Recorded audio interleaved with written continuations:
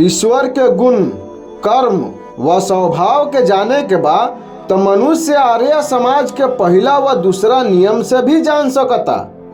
आर्य समाज के पहला नियम बा सब सत्य विधा, और जौन पदार्थ विधा से जानल जाला उ सबके आदि मूल्य परमेश्वर बानी। आर्य समाज के दूसरा नियम में भी ईश्वर के स्वरूप और ईश्वर के गुण, कर्म व स्वभाव पर अत्यंत संक्षेप में प्रकाश डालल गईल बा।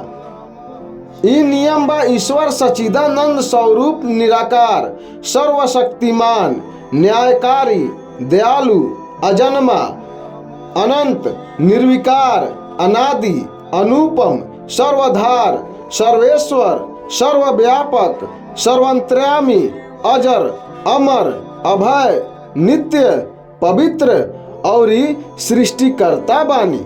ईश्वर के ही उपासना कईल योग्य बा।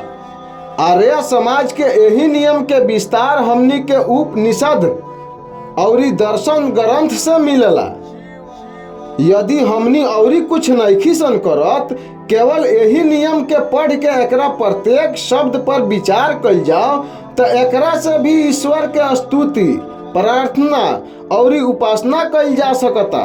उपासना के खातिर संध्या विधि एवं अग्निहोत्र सहित गायत्री मंत्र व ओ उ म के अर्थ व एकर तद्वत भावना रख के जप एवं एकर चिंतन करे के बा।